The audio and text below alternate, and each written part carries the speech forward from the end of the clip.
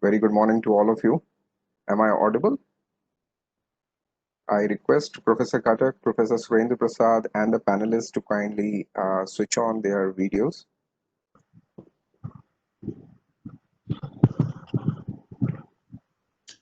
Yeah, we can keep the microphone to be off, but the video can be switched on.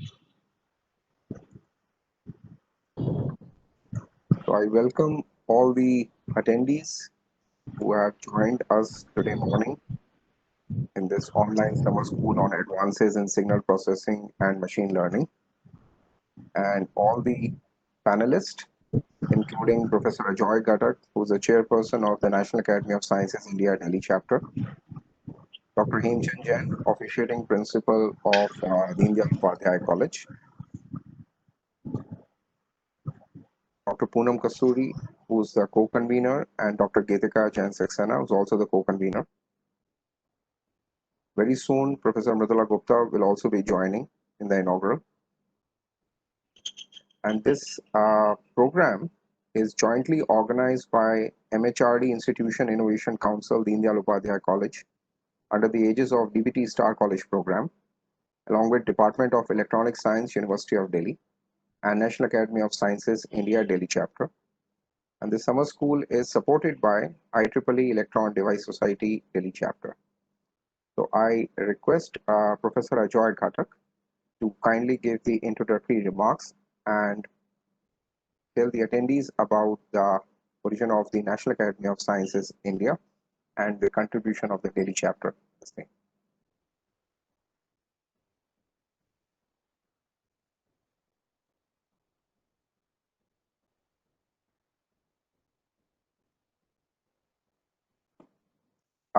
Sir, your microphone is on. Yeah.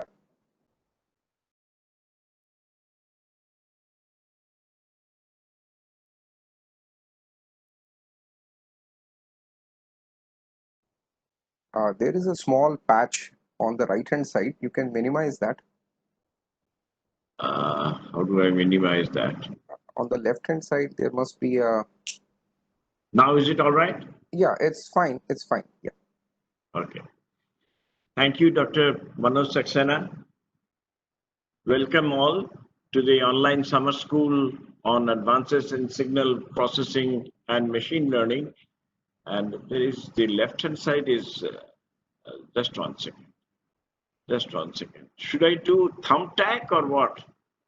You can minimize it, sir, and then you can scroll it up on the top side or on the bottom side. Yeah. Yeah. Yeah, fine.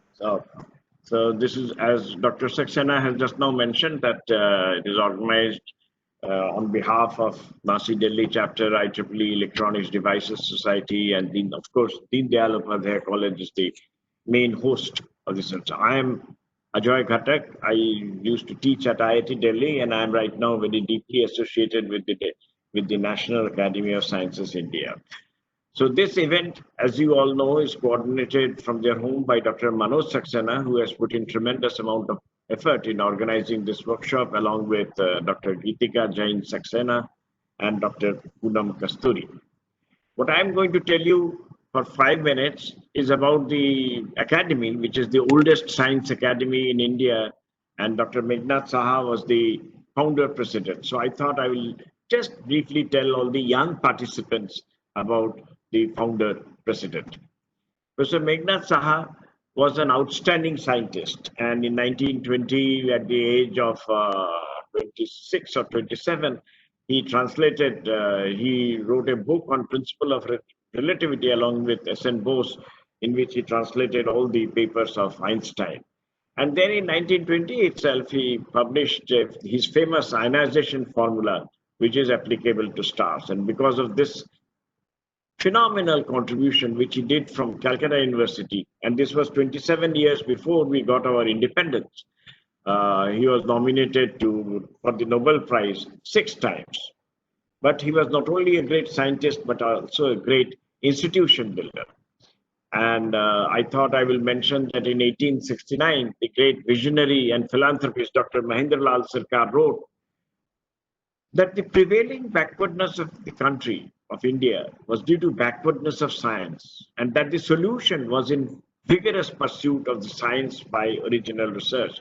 As you can see, this was written about 150 years back, and it is valid even today, where in India we have 30% of the population below the poverty line. And on 29 July 1876, Mahendra Lal Sircar founded the Indian Association for the Cultivation of Science at Bhatnagar Street, Kolkata, supported by generous public contributions. So in 1930, when he was in University of Allahabad, he created the Academy of Sciences with objectives to provide a national forum for scientific interactions. And he was the founder, president of the Academy, which is now known as NASI, the National Academy of Sciences, India, located at Prayagraj, Allahabad. And it has numerous, many, about 22 local chapters, and Delhi is just one of them. In addition to the creation of the academy, he also played a major role in making Allahabad University a world-class institution. He wrote an outstanding textbook on heat, which is used even today. He established the Positional Astronomy Center at Kolkata. He created the Institute of Nuclear Physics, which is now named as the Saha Institute of Nuclear Physics. And also he created the Central Glass Ceramic Research Institute, which is one of the premier laboratories of the Council of Scientific and Industrial Research. So he was a great visionary. And he also created the Indian Science News Association and started a periodical, Science and Culture, with an objective to disseminate science news and also for public understanding of science and culture. And remember that all this was done before we got our independence. And then he played a very major role in the development of Indian Association for Cultivation of Sciences. He embarked upon a new development plan. We have prepared the master plan of the Jadavpur campus, which is now a very premier R&D institution in our country. The photograph, the statue in the center is of Mahendra Lal Sircar, and the statue on the right is that of Meghnad Saha. So Professor Meghnad Saha was not only a great scientist, but also a great institution builder. We require today people like Meghnad Saha, who will create institutions for the younger generation who are participating today in our workshop. Indeed, he contributed so much to the development of our nation, and one cannot imagine what more he would have achieved had he not died at the early age of 63. So I will not come in the way. Dr. Manoj Saxena has organized a very big event for you. I must congratulate him. He has got outstanding speakers, not only from India, but also from throughout the world. And I will not, and it is really a global seminar. And I understand there are participants from outside India also. And it is a remarkable contribution to the growth of the scientific input to the younger generation of not only our country, but the world as a total. So may I now request Dr. Manoj Saxena to continue with the proceedings and introduce the first speaker. Thank you. Okay. Thank you very much, sir. And before I proceed further, Professor Mridula Gupta, who's the head Department of Electronics Science, University of Delhi, she has also joined. May I request Professor Gupta to kindly give her introductory remarks.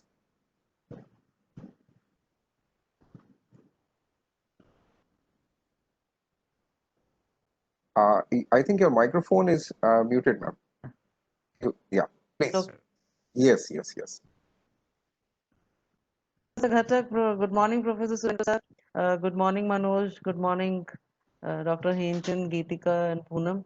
So, sorry, I joined a little late. I was actually not late. I joined as an attendee first. So it took me, I went back and I saw how I can join as a panelist. So, thank you, all the power. So I would like to, as a Department of Electronic Science, was established in 1980. Many years we have been producing students who are well versed in many of the many sides of the electronics, like maybe signal processing is one of them, which is lacking in our department.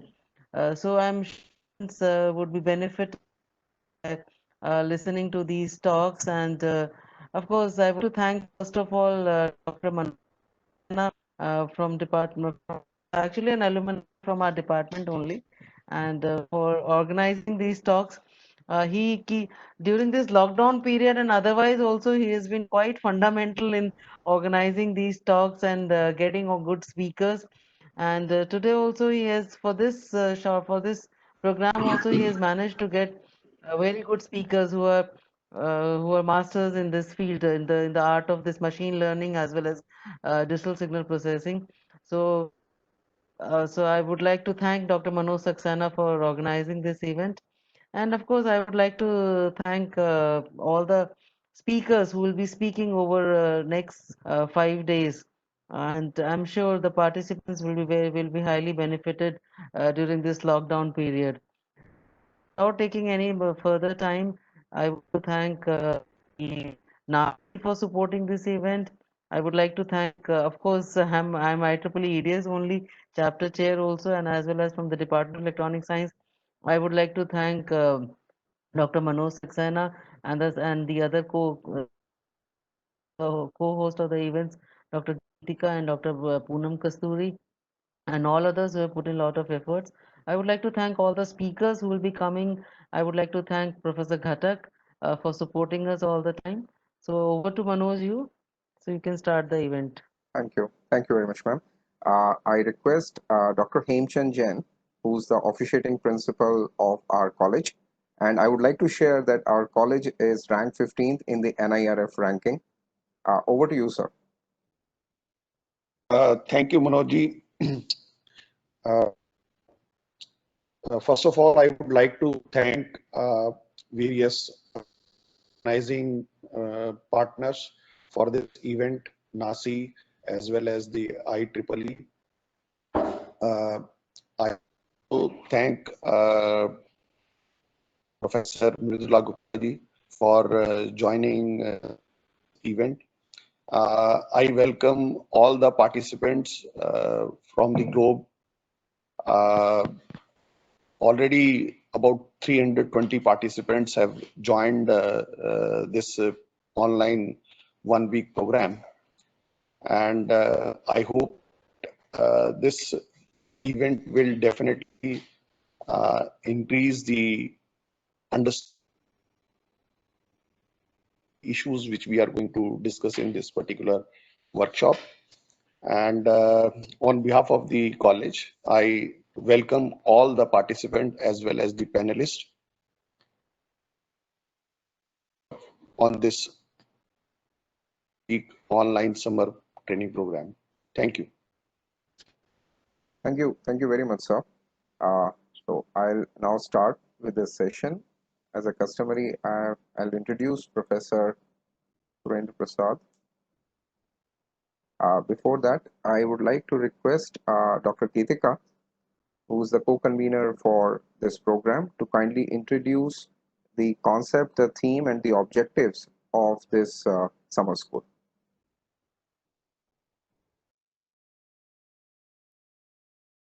Thank you, Manoj. Am I audible? Yeah. A very good morning to all the participants, distinguished speakers of the day, and members of the organizing committee. It gives me immense pleasure to extend a very warm welcome to all of you present here on behalf of the entire organizing committee of this online summer school on advances in signal processing and machine learning. As all of us can witness that the field of signal processing and machine learning is making breakthroughs that no one could have ever imagined. We see both of them in our lives more and more, as facial recognition and fingerprint scanner in your smartphones, language translation softwares, self-driving cars, recommendations on Amazon and Netflix, and so on. What might seem sci-fi is becoming a reality, and it is only a matter of time before we attain artificial general intelligence. This school is designed to provide exposure to the attendees with some background in signal processing, certain specialized topics in the area of signal processing and machine learning. Professors, experts from industry, and established practitioners will work closely with attendees in building meaningful relationships by sharing their expertise in the area. The school will incite faculty members, ongoing researchers, and students to equip and advance their knowledge in the field, and also outline the prospective areas for novel research. We are overwhelmed by the response to this event. We have more than 400 registered attendees from over 150 institutes from inside and outside the country. Around 13 sessions with noted and eminent experts of international repute have been planned over 6 days. I would like to express our gratitude to our esteemed speakers who have accepted our invitation and spared their valuable time to be with us. With this brief introduction, I expect that the summer school will be productive and the next few days will be enjoyable and fruitful to you all. Thank you very much. Over to you, Manoj. Thank you, Gitika. The first speaker is Professor Surendra Prasad, and Professor Surendra Prasad actually needs no introduction, but as a customary, I'll introduce him, who has been working at IIT Delhi since 1971, where he has been a professor of electrical engineering, coordinator of the Bharti School of Telecom, Technology and Management, and has also served the institute as its director from 2006 to 2011. His teaching and research interests are in the area of communication engineering and statistical digital signal processing. He has been consultant to a number of government agencies as well as to industries in these and related areas. Currently, he is engaged in research in various aspects of statistical signal processing and communication, including wireless communication. Dr. Prasad is recipient of the Vikram Sarabhai Research Award in Electronics and Telecommunications 1987, the coveted the Shanti Swarup Bhatnagar Award for Engineering Sciences in 1988, and Om Prakash Bhasin Prize for Research in Electronics and Communication in 1994. He has also been awarded the prestigious J.C. Bose Fellowship of DST for a period of 5 years and the meritorious Rajkumar Varshney Award in Systems Theory by the System Society of India in 2007. He has also been honored as Distinguished Alumnus of IIT Kharagpur and has been elected as a Fellow of the INSA, Indian National Academy of Sciences, INAE, Indian National Academy of Engineering, and Indian Academy of Sciences, Bangalore. With these words, I request Professor Surendra Prasad to kindly initiate his talk.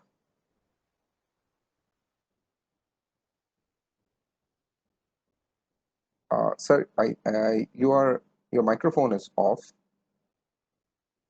and you can share your screen. I'll share my screen. Yeah.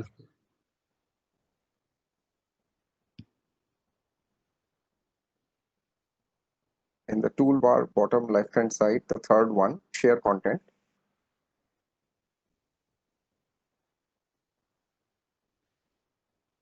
Yeah, it's coming up. Yeah, you can put it in the slideshow, sir.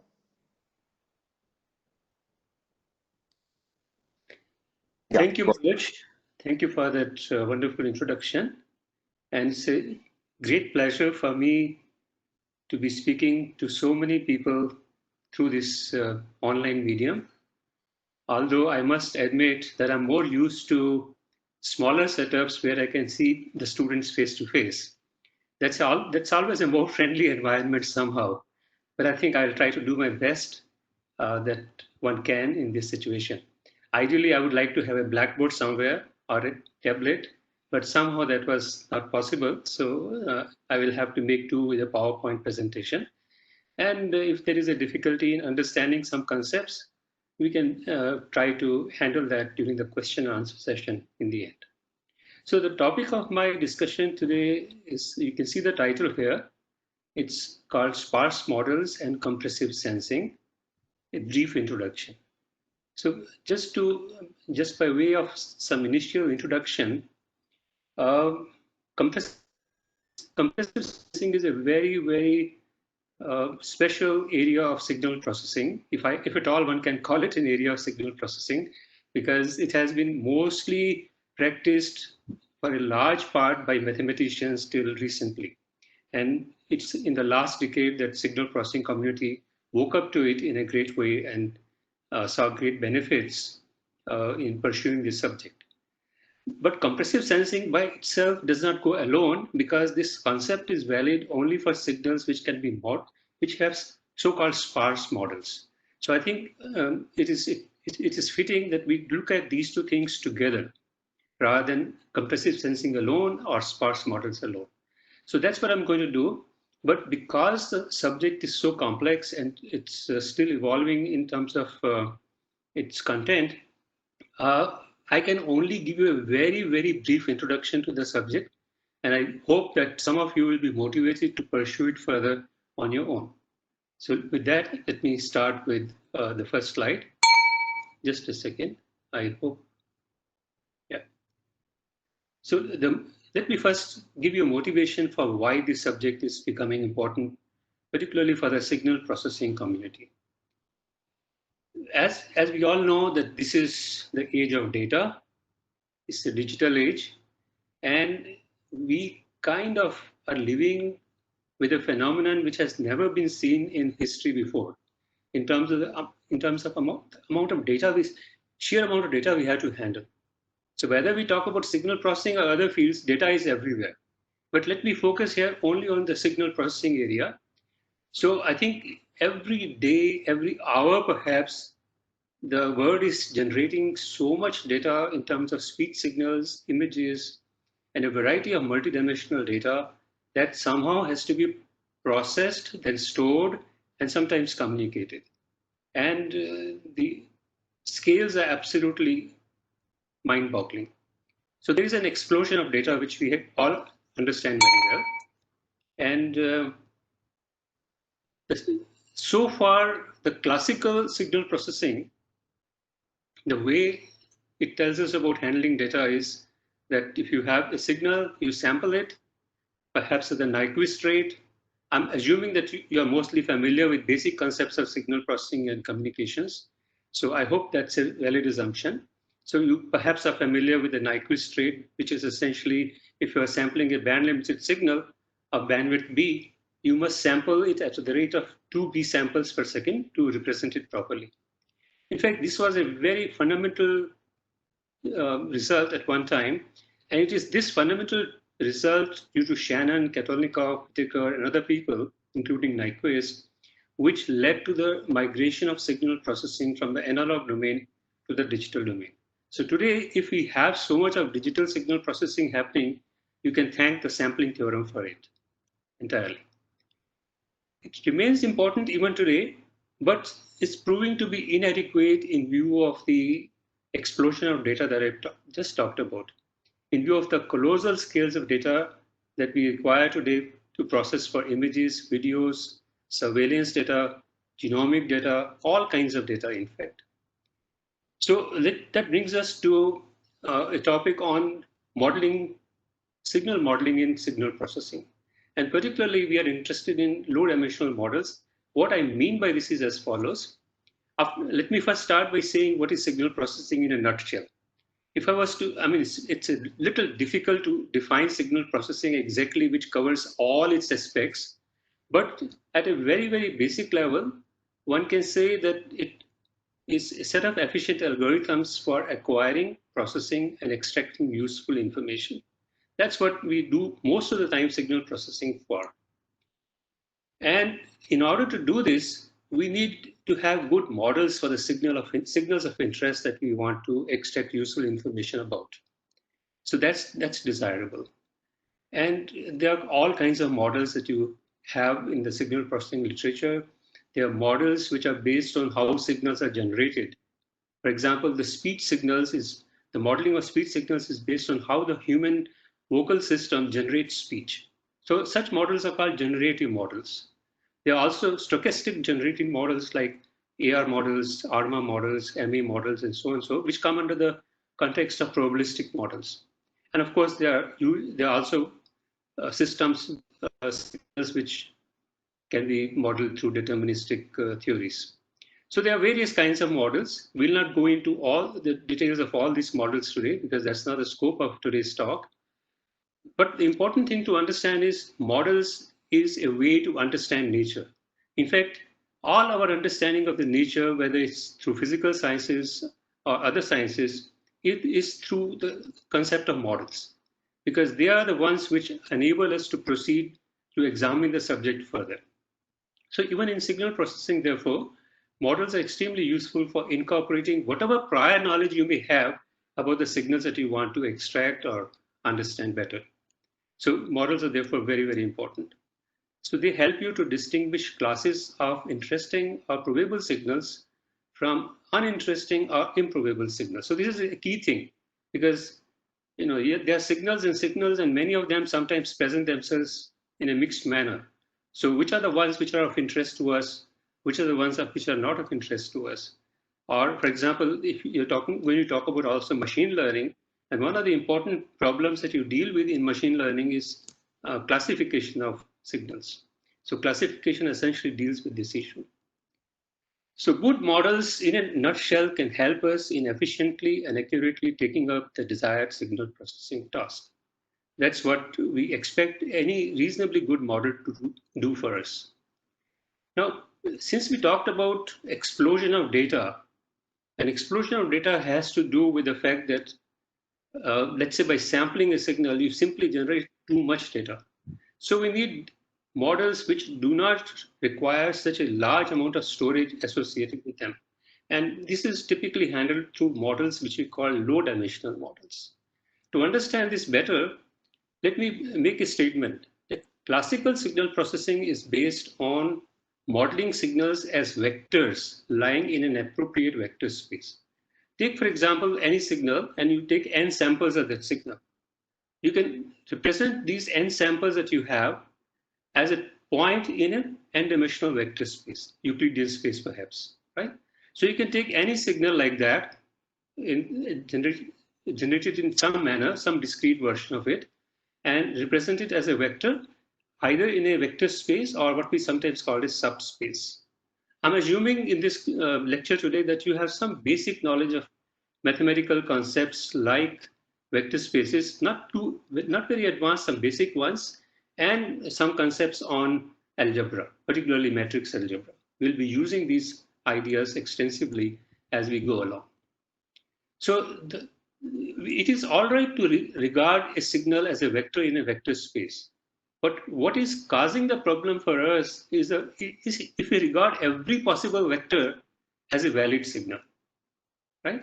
The notion that any possible vector, let's say in an n-dimensional space, is a valid signal is what is the difficulty with, is a basic reason for the explosion of what we call dimensionality of data or curse of dimensionality. And that's based on the typical sample and process approach that we have been used to in the past, because that's how we did things. We sample the signal, we did digital signal processing on that, we produced an output signal, which was also a sampled signal of some kind, and that's what we used to work with. So as if these samples are the vectors representing these samples is what matters, and that is true, but the important thing is that such simple linear models fail to capture the structure present in many common classes of signals of practical interest, because not all vectors will be valid signals is the important point to appreciate. And I'll demonstrate this in a few minutes further as we go along.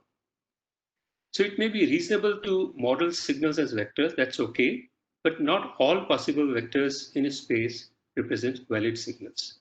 So here is a couple of pictures that you will typically find in most machine learning literature, which comes in the context of, let's say, classification of signals or classification of whatever you're trying to classify. So you will see that even in these two examples that I have given here, one is a three-dimensional example, the other is a two-dimensional example. All the signals of interest, even many different signals which are present here, they don't occupy the complete space.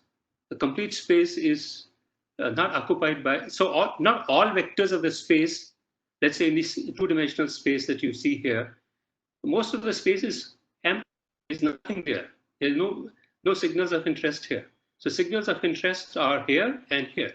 So that's something that we need to appreciate, that not all vectors in a given space, in a given vector space, would be valid signals in the application that we might be dealing with. And that's something that we must exploit.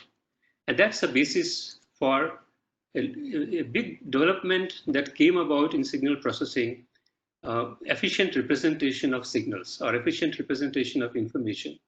And that was done typically through a tool which today is known as compression. You're perhaps familiar with speech compression algorithms. You're familiar with the image compression algorithms. There are many standards now for doing for doing these compressions. And basic idea is that if you want to handle the problem of large amounts of data, we must be able to represent this data in an efficient manner. And therefore, that's a standard response to the need for creating efficient representation, signal compression. Right? And perhaps some of you are familiar with the information theoretic source coding theorem, which tells you that for any given, particularly for probabilistic signals, you have what is called a finite amount of entropy, right?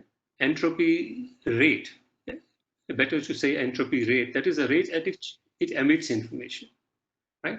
And therefore, one benchmark for most signal compression algorithms is how close can we come to the entropy rate of the source which we're trying to represent.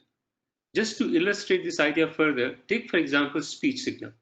As I'm speaking to you, if I was to sample the signal at a, let's say, typically the speech signal is considered to be a 4 kilohertz bandwidth signal at the Nyquist rate, which will be about 8 kilosamples per second.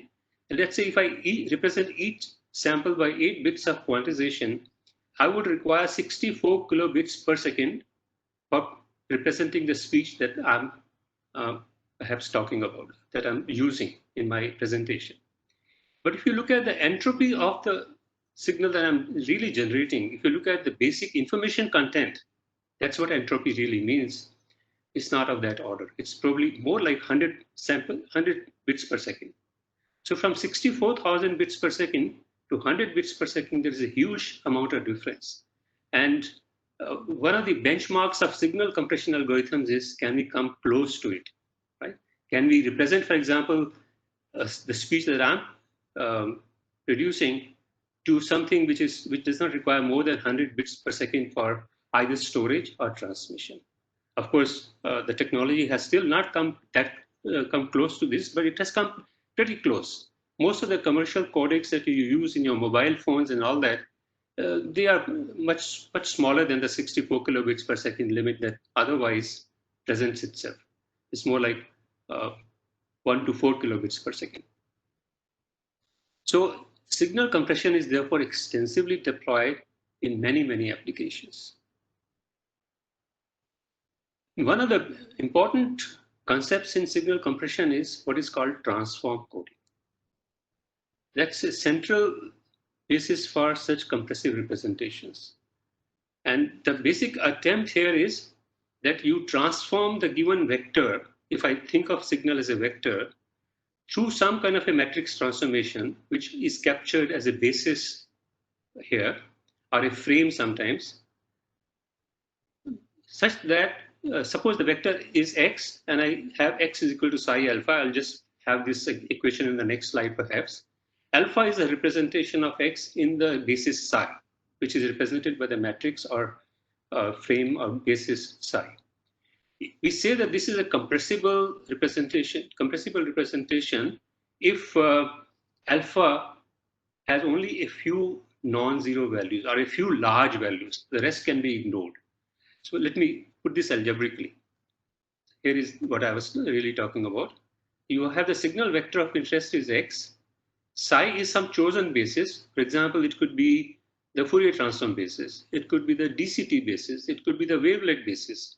I'm not going to discuss these bases in this course, in this lecture too much, but perhaps you are familiar with many of these terms. And then alpha becomes a representation of x.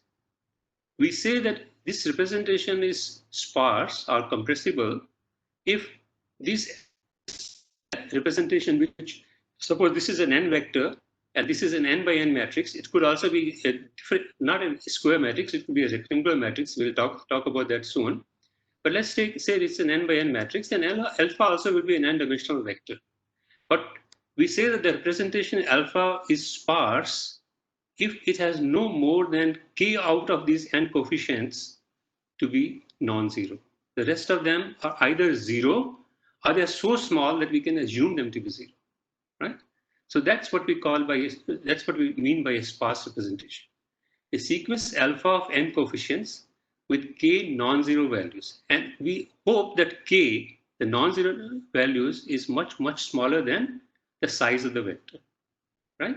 So that's the basic idea of a sparse or a compressible representation. And if you have this, then we basically need to preserve the information about these k non-zero values, where they are and what are the values, right? These are the two important things. Which are the values which are non-zero and what are the non-zero values? So if we have this information, then that's a k-sparse representation. So this is just to illustrate this point, let me give you some very simple example of a sparse representation theory. I'll take a very simple one-dimensional example for illustration. And I'll take a signal which is with all of you are very familiar with, let's say a periodic sine or cosine function, right? And I'll look at this signal through three different basic expansions of the same signal. So basically the signal of interest is a periodic impulse train because it's a cosine function. Let's say this is what it looks like, right? As you can see, it's a very highly periodic, regular kind of signal. But if you were to represent it by using the standard basis, by standard basis, I mean where the metric psi is taken to be the identity matrix, right? Then x is equal to alpha. That is the alpha, the representation alpha is the same as the vector x. Here x is nothing but the set of all these samples, right? Whatever number it is, the set of all these samples in an n-dimensional vector space. You can also use what is called a dual basis, which in this case is a sinc function basis. If you know the sampling theorem, you know that reconstruction of a signal from its samples is typically done through sinc functions, shifted sinc functions. You can reconstruct the original signal from discrete samples. So if you use the dual basis, then also you require all the coefficients, because the metric psi in that case is nothing but time-shifted sinc functions along the diagonal of the matrix. And there also alpha is the vector of all samples of the waveform, all of which are non-zero. So these two examples where psi is equal to I, the identity matrix, or psi is a dual basis, which is called the sinc function basis, are not appropriate if you want a sparse representation. I hope that much is clear, right? So that's, but here is a situation where I can construct a sparse representation of this. So instead of choosing the dual basis or the standard basis, let me use what is called the Fourier basis, right? If I take the discrete Fourier transform of that same periodic cosine function, I think from your basic signal theory, you probably know that it will have two lines in the representation, one corresponding to a positive exponent exponential, the other corresponding to a negative exponent exponential, right? And therefore, the rest of the values will be zero if the frequency is appropriate. So it requires only two non-zero basis vectors of the DFT basis. Now, what I mean by that is, if I choose the matrix psi here to be the DFT basis, that is all columns, each column of the matrix is a discrete complex exponential, and these complex exponentials are harmonically related frequencies, then the alpha, the vector alpha, which is a representation of x, which will be still n-dimensional, but only two of these n coefficients will be non-zero values, as shown by these two lines, right? They will represent the two columns corresponding to the two positive and negative exponentials, which constitute the sine wave of interest. So this simple signal has a highly sparse representation if you choose a Fourier basis for its representation. I hope you appreciate that. Now, not only that, suppose instead of Fourier basis, I take what is called this slide only tells you what is a Fourier basis. For example, you can if n is equal to 4, and you define what is called the fourth root of unity, which is e to the power j2 pi by 4, and then you construct the Fourier basis by omega to the power 0 column here, omega 0, omega 1, omega 2, etc., etc. I think you can find out more about the DFT basis separately from any standard textbook. So in general, one can do it for any value of n, not just for n is equal to 4. Only thing is the size of the matrix will be that much larger, right? So the important point is that if I use psi is equal to f sub n, then I require only 2 non-zero coefficients for the representation of the same signal. I can even represent the signal by a single coefficient if I use what is called a discrete cosine transform basis. So in this case, if I take the DCT representation, it has only one non-zero coefficient. I will not go into the detailed theory, but basically here the matrix psi represents a DCT basis. And alpha is now an n-length vector. The vector length of the vector alpha remains n, but with only one non-zero coefficient in this case. So it's a very, very sparse representation of X. Of course, this was a very, very simple example, a one-dimensional example. Not all real-life examples will be of this kind, but this shows you the possibilities that there are indeed situations where it is possible to construct a representation of a signal which has most of its values equal to 0, right? Now let me give you some two-dimensional examples, sparse examples.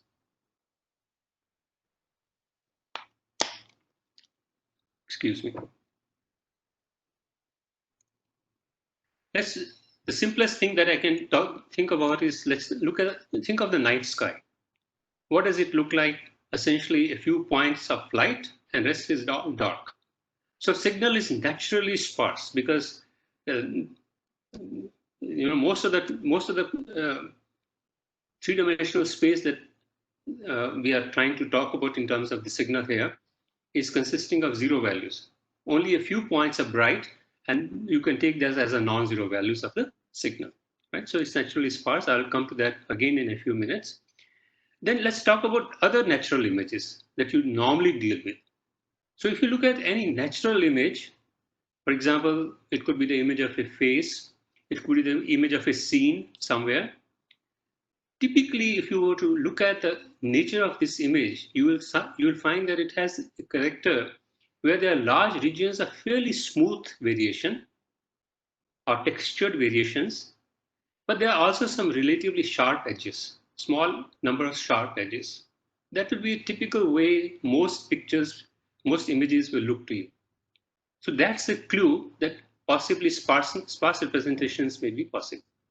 And so in fact, has been shown very extensively that such images are very nearly sparse in what is called a multi-scale wavelet representation, right? I will not again go into wavelet representations, that's a separate course by itself. But basically what it does is it recursively divides the picture into its low and high dimensional frequency, high frequency components, and comes up with a few values which are very large or significantly large, and the rest are 0. So the lowest scale represents coarse scale approximation of the picture, and the highest scale fills the details and resolves the edges and things like that. So just to illustrate these points, just to complete this point first, most coefficients in the wavelet transform are very small and can be set to 0. And if I set them to 0, I'm left with a very few non-zero values, and therefore you have what is called a K-sparse representation if K coefficients are non-zero out of n. So let me give you an example here. Here is the original image, man with a camera, and its wavelet representation. So as you can see, most of the image is very smooth, right? For example, take the coat. There is hardly any variation. Take the background sky. There is hardly any variation, right? But there are some edges and things like that which you have to capture. If you take the wavelet representation of that, the right-hand side picture shows you that. And again, you see that now a few bright spots are there, but most of the spots, the dark values are really small coefficients, and the lighted values are large coefficients. So the number of large coefficients is really relatively small, right? Possibility of a sparse representation for such pictures. So most coefficients are small in this example. Here's another example. This is an example from nature, a picture from nature. And this is what you have. This is a textured image of some kind. There's a texture to the image except for the background. Background is very smooth. And this is a wavelet representation of this image. The same feature again is exhibited. Most of the coefficients are very small because that's the dark background.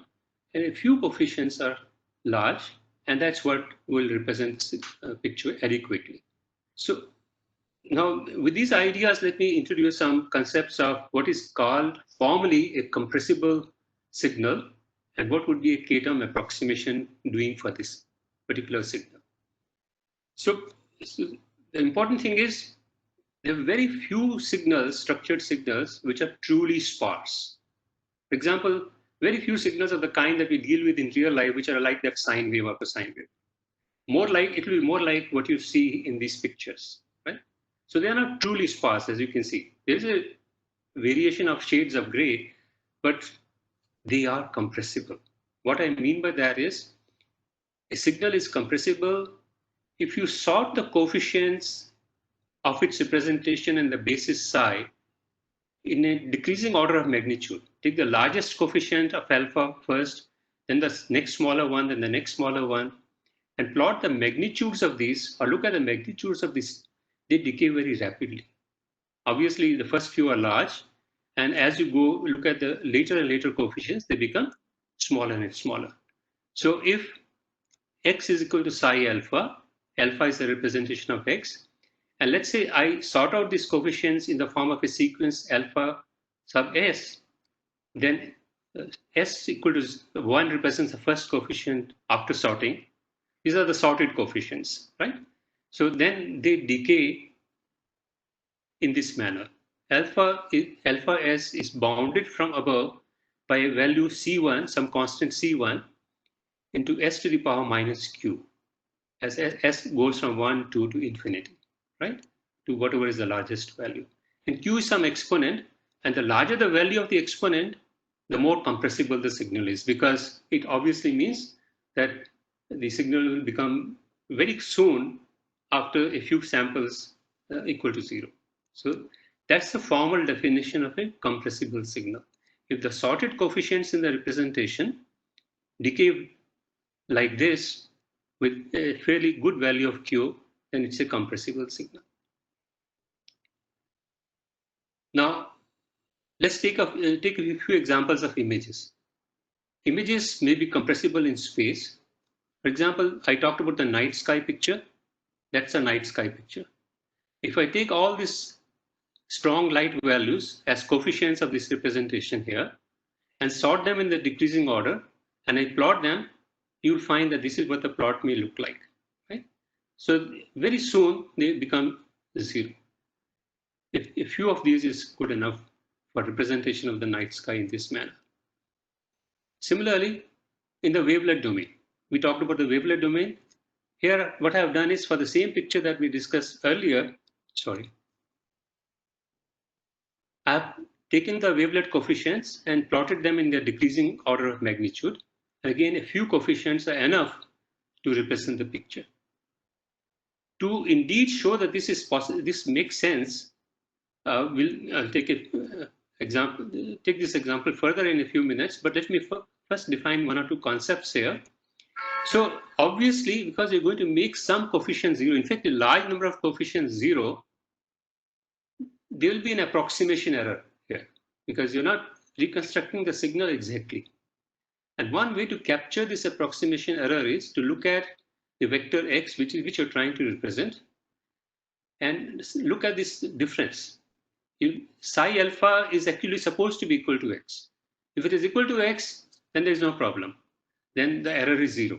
But since alpha is being approximated by making some of the coefficients 0, it will turn out that psi alpha is not exactly equal to x, so there will be some approximation error. And one way to measure error in vectors is to look at the L2 norm, right? That is, look at the length of the difference vector. That's what we mean by the L2 norm. So what you do is, if you pick up an alpha which belongs to notation I'll formally introduce in a few minutes, it basically represents all K-sparse signals, right? So alpha is a K-sparse representation, and we'll formally talk about a case-sparse representation very soon. Then there is some approximation error involved depending on what is the value of K, how many non-zero coefficients you have taken, right? You can also define this norm not in terms of L2 norm, but in what is called a P norm or LP norm, right? And that's basically defined like this, except for it's the same as before. This X hat is nothing but psi alpha. Instead of taking the Euclidean norm or the L2 norm, you take what is called the P norm, which we'll define again in a few minutes, because P norms are going to be important in our discussion in many different contexts. So if X belongs to sigma K, suppose your signal itself was K sparse, right? Then obviously I can represent X hat by X itself, right? Then this will be 0. The error will be 0 for all values of P, for P equal to 2 as well as for any other value of P. And I'll skip this exercise. You can look at that separately and try to work it out. So the important point I have made so far is, because the magnitudes of their coefficients decay so rapidly, compressible signals can be represented quite accurately by a few, let's say K coefficients. And typically, if you are lucky and if you are doing the right thing in terms of choosing the basis vector, this value of K will be much, much smaller than the size of the vector n. And so I think I'll skip these two statements because they are a matter of detail. So therefore, we can talk of what is called a K-term approximation. Just to show that this indeed makes a lot of sense, let me take the same image that I discussed before, that we looked at before, and we talked about its wavelet representation. So what I've done here is, I have taken 10% of all the coefficients in the wavelet representation and reconstructed the picture from those 10% coefficients. And you can see that the reconstruction is quite good. In fact, there is hardly any difference. So that goes to show that such pictures, and indeed many pictures that we deal with in real life are such pictures, are representable as K-term or K-sparse signals using the wavelet representation. Now, one last concept in this domain that I like to introduce is the concept of compressibility and its relationship to what are called LP spaces.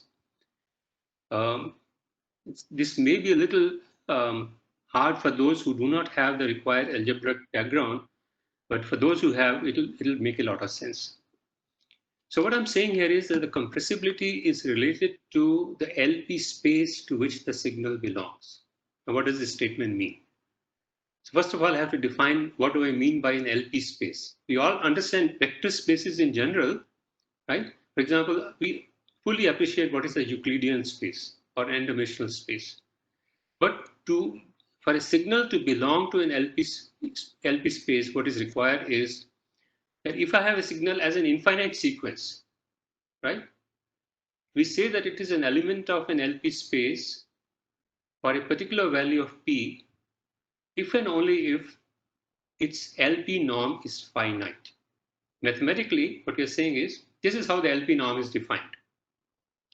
The LP norm, the pth norm of X, is you take the magnitudes of each coefficient, each value of the signal, each sample, raise it to the power P, sum them up, and then take the pth root of this sum. If this norm, if this value is finite, we say the signal is LP norm, right? Now, for example, most of the time, we talk of energy signals. I think you're familiar with that term, right? That we're basically talking there of L2 space, that the signals lie in the L2 space, because there the norm that we take is the 2 norm. You take the square here and you take the square root here, right? So if the L2 norm or the energy of the signal is finite, then they are called energy signals or 2 norm signals. Now, one thing that you can appreciate is that the smaller the value of P, faster the sequence must decay to have a bounded LP norm. If the value of P is large, then let's say the first value is very large, the second value is a little smaller, but because you're raising it to a large power, the differences between these two is accentuated, right? And as you go to smaller and smaller values, very soon, the rest of the terms in this norm will not matter, right? But if the value of p is small, that will not happen. In that case, if this has to become, if this has to remain finite, then the signal must decay much faster, right? So that's one of the important points to just remember at this time, and it will be useful for us later when we proceed further. So I have talked to you about LP norms and what it means in terms of compressibility, right? Now, one last concept here, which I'll again come back to again, is if you consider a very special norm, which is not really a norm. If I choose p equal to 0 in this definition, right, then one can argue, and I'll show that later, that this will be, this to the power p here will be essentially nothing but the count of non-zero values in xi, right? So it's a count of how many non-zero values are there in the vector x. So this is a kind of norm, just counting how many non-zero values are there. If the non-zero values are 5, right, and the zero norm is 5. If the non-zero values are 10, the zero norm is 10. So that's now for some reason, which again will become clear very soon, we call it a pseudo norm because it's strictly not a norm in the sense of mathematical definition of a norm. We'll come to that in a few minutes. So as I said, the subject does require a bit of mathematics, mathematical maturity, and my apologies to those who may not have the mathematical inclination, but compressive sensing is a subject which has to require some mathematics even to present in an introductory manner. So my apologies for those who might be handicapped in this context. So let me now summarize what we learned about sparse signals and what we need to do about finding sparse representations. Just give me a minute. Okay, so here is a recap. So what we have discussed is a signal x which belongs to an n-dimensional space. The C here represents the individual signal samples could be either real valued or complex valued. And if I use R here, then I'm talking of a real valued signal. If I choose C here, I'm talking about complex valued signals. So sometimes you'll find me using R and sometimes you'll find me using C, but it doesn't really make a difference. So a signal belonging to the n-dimensional complex Euclidean space is said to be k-sparse. Now this is where I'm making a small generalization of what I discussed so far. In D, D here is a notation for a dictionary. What we usually in the signal compression literature, we talk about dictionaries rather than bases. But ultimately, this is represented by some kind of a matrix representation. This dictionary is represented in terms of a matrix representation. So if you don't understand the concept of a dictionary, don't worry about it. We think of this as some kind of matrix with some column vectors which represents this dictionary, right? In terms of which the signal is represented, basically. They form the basis vectors for representation. So we say that it's k-sparse in D if there exists a representation alpha for x, for the vector x, which has at most k non-zeros. This is what we learned, right? That is x is equal to psi alpha, where zero norm of alpha, now I'm just modifying the notation here, zero norm of alpha is less than or equal to k, right?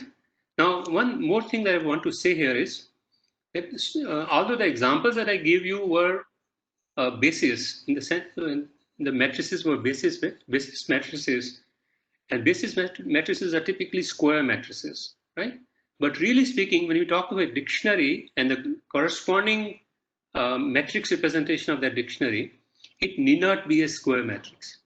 Typically, in our representation problem, we'll take this basis matrix to be a rectangular matrix where the number of columns is much larger than the number of rows.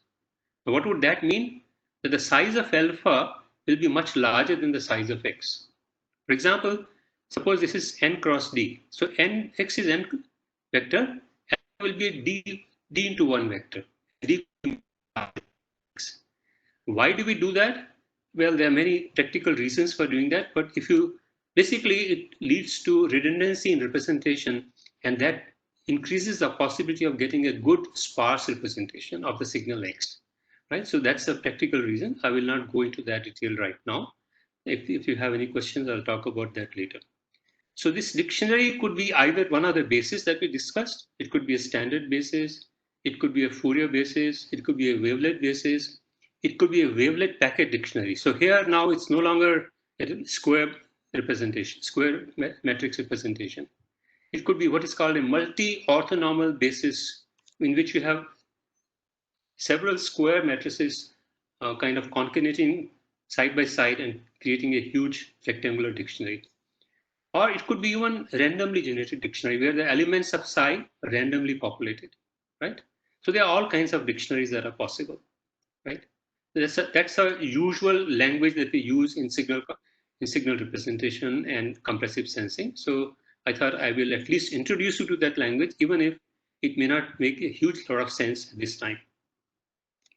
So real life signal, the other thing we learned is that real life signals are not truly sparse, yet they can be compressible in some dictionary D, in the sense that coefficients decay rapidly when they are arranged in magnitude, right? So that's what we learned. This is a summary of what we learned so far. So compressible signals are therefore well approximated by sparse signals. And compressibility, therefore, now is a property that happens in a certain dictionary. X may or may not be, if X is, let's say the signal vector X that you're looking at is itself sparse. For example, it has only 2 non-zero values out of, let's say, 100, right? Then it is sparse in which dictionary? In the identity standard basis. You take psi is equal to I, then X is equal to alpha, and therefore it is sparse by itself, right? So it could be sparse in some, it is always sparse in some dictionary. And if it is sparse by itself, it is sparse in a trivial dictionary called the standard basis. So, but the more general thing to say would be that sparsity makes sense, or compressibility makes sense in the context of a dictionary, right? Signal X may not be sparse by itself, like that sine wave or like those pictures, but they are sparse in some dictionary, like the wavelet basis or wavelet dictionary. So thus we mean that the signal X has a representation alpha in the dictionary D, in which the coefficients decay rapidly when sorted by magnitude. Okay. Just to conclude this part of the discussion, let's try to understand the geometry of sparse signals. Let's say we're talking about, we're talking about sparse signal models. And therefore, we need to have a mathematical framework for capturing the fact that many high-dimensional signals contain relatively little information compared to their ambient dimension. What do I mean by this statement? If you look at the statement carefully, the ambient dimension is the size of the vector x, right? The vector x is n-dimensional, right? But the information content can be captured only by a few coefficients, right? So we require a mathematical framework to describe this. And that mathematical structure is sparsity. Now, unlike the linear vector spaces that we normally deal signals in, sparsity introduces or induces what is called a highly nonlinear model for signals. Since the signal representation or the signal values not only depend on the choice of which dictionary, because every signal will choose different dictionary elements for its representation. Then the places at which the values of alpha are 0 will be different for different values of x, right? They will change from signal to signal. Now that introduces a kind of nonlinearity which you need to understand. What we are saying here is, if you, let's say, have 2 k-sparse signals, both have n vectors, but both n vectors have k non-zero values. But obviously these k non-zero values are included in different places. Some of the places may be same, but some of them will be different. So when you take a linear combination of these two, it will not in general be a k-sparse signal, because now the number of non-zero values will increase, right? So it will not be a k-sparse signal. Since by supports here, I mean the coefficients which are non-zero, They are not necessarily the same, right? And therefore they will not coincide. And so the principle that can be stated like this: if I have two k-sparse signals X and Z, we do not necessarily have that X plus Z is also a k-sparse signal.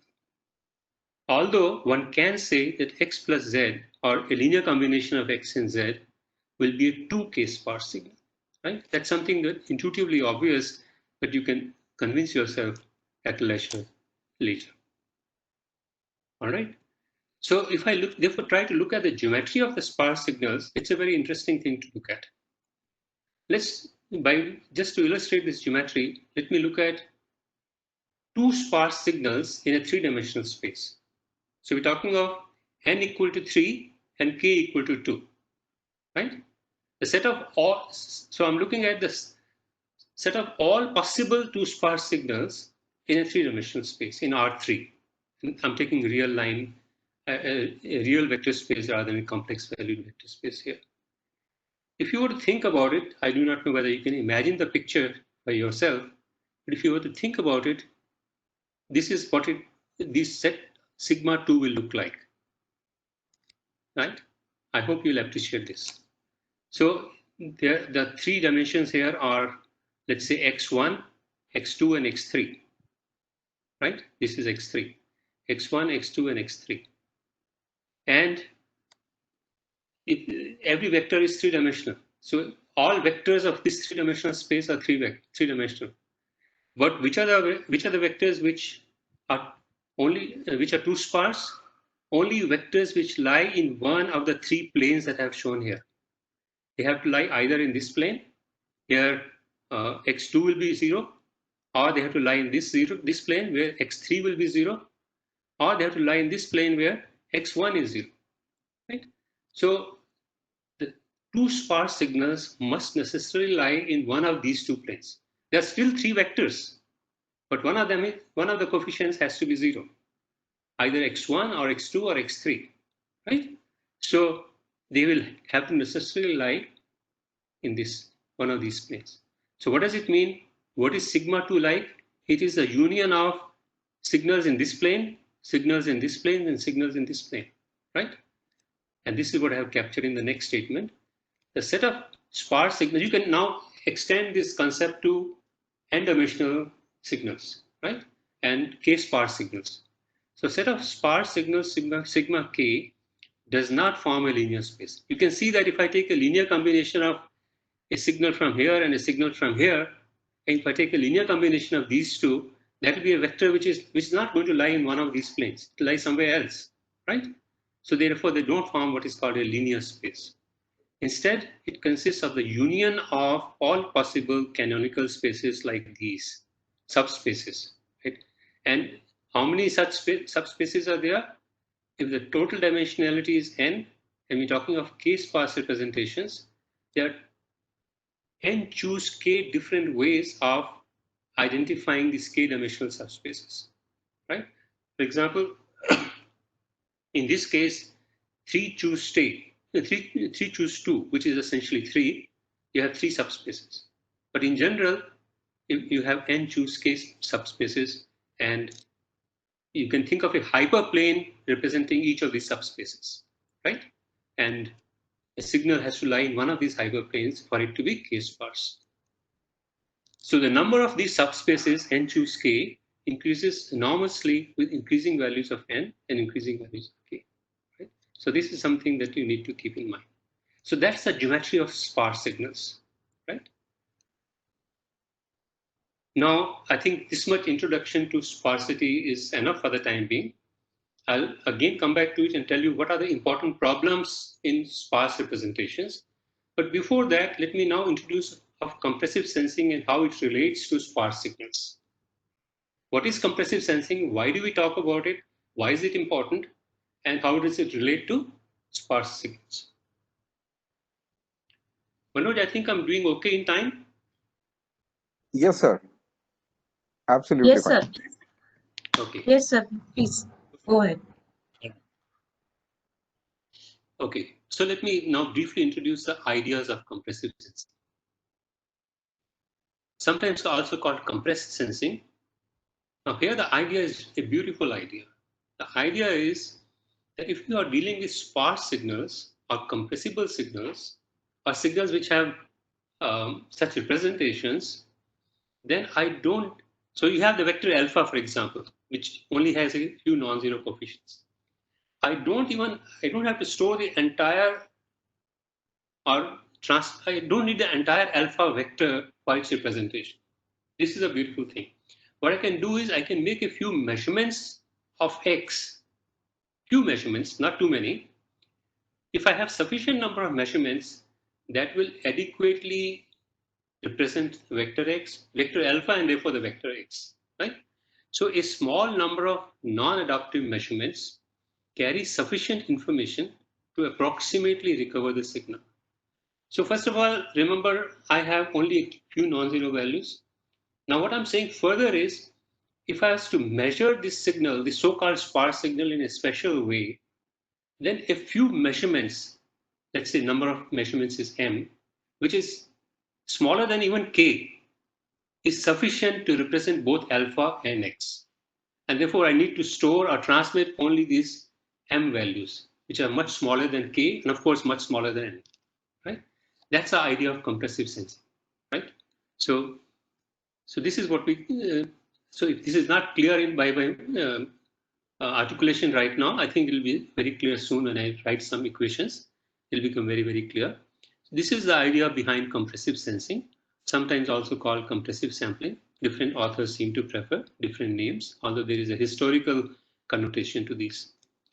So in this section, let's continue with our notation that we used earlier. We'll say that the signal comes from a dictionary D, and corresponding dictionary has a synthesis matrix or a representation matrix psi, right? Which could be a basis or it could be a rectangular matrix of some kind, right? So there are, in the compressive sensing context for sparse signals, there are two problems of interest. Okay, sorry. Basically, I have so far summarized to you for two kinds of problems. One is a sparse representation problem. The other is a compressive sensing problem. Let me state both of them mathematically now. And then you will see what I'm trying to say more clearly, I hope. So the sparse representation problem I already mentioned a number of times. So I'm just summarizing it once again. Given an n-dimensional signal X and a basis, or more generally a dictionary D, with typically the number of D's, number D is much larger than n. Sometimes the columns of psi or the elements of the dictionary are also referred to as atoms, right? So that's only a terminology, don't worry too much about it. Represented by the matrix psi. And remember, in general, therefore, n matrix size will be of dimensions n cross d. And what we are interested, what is the problem of interest that we have to solve? Given this matrix psi, which is n cross d, find a k-sparse representation alpha of x in psi such that x is equal to psi. Now this looks like a very simple mathematical problem on the face of it, right? You have an algebraic system of equations which you have to solve. But do you notice one important difference between the standard equations and this equation? The number of unknowns is, how many coefficients are there in alpha? D. They're D values, right? Alpha is a D-dimensional vector. And X is an n-dimensional vector, right? So you have an underdetermined system of equations. You appreciate that? You have only n equations, and you have to determine the representation alpha, which has D values, many of which are zero, but you don't know which are the values which are zero. So therefore, you have to find the complete value of alpha, right? You don't know which values are zero. Right? You have to solve for the vector alpha. So that's the sparse representation problem that one has to solve in practice. Let's look at the corresponding compressive sensing problem in algebra. What are we saying here in the compressive sensing problem? Given m measurements y of the signal x, and x is, let's say, a k-sparse signal. Let's say it has n components, right? What we are saying is we'll make m measurements here. The y will be m dimensional, M is less than, in fact, much less than N. We would like that M is much less than N, right? And we would like from this Y that we have measured, be able to obtain X, right? Either be able to obtain alpha. If we are able to obtain alpha, that's fine. Then we can, using psi, we can find X. Or if X is directly sparse, then we can, so here I'm representing I introduced another matrix phi. That's called a measurement matrix, right? So phi is a measurement matrix, psi is a synthesis matrix which comes into play when we are representing signals. Phi is the matrix that comes into place when we are measuring signals, right? So exactly what I mean by a measurement here is something that I'm going to define shortly. But the important point is I have a measurement vector y which is smaller than the signal vector x that I need to solve for. So if you look at the algebraic structure of both these problems, they are identical. But together what they can do for us is something which is very beautiful. And what is that? The beautiful thing is that if I make only m measurements, which is much smaller than n, which is much smaller than the value of k in alpha, non-zero values in k, non-zero coefficients, I can still recover x from y with only a few measurements. Of course, there has to be some minimum number of measurements. It cannot be arbitrarily small to 0 or 1 or 2. We'll have to determine how many measurements are required, but it can be much, much smaller. And basically, therefore, ultimately, what you need to store or transmit is, what you really store or transmit is what you actually need to store or transmit, rather than, by just sampling crudely and transmitting everything, right? That's a very beautiful thing about compressive sensing. So in both cases, we need to solve for a sparse vector, which is of a larger dimension from a smaller length vector. Now, those of you who have some idea of solution of equations, they will understand that underdetermined system of equations have a large number of solutions. They don't have unique solutions, right? And that is the problem that we have to somehow address. From those huge number of solutions, we have to pick up one which has the characteristics of sparsity and has the characteristics of being able to recover from a smaller number of measurements. So we'll come to that in a few minutes. So let me formally therefore define the formulation of the sparse representation problem as an exact representation problem or an approximate representation problem.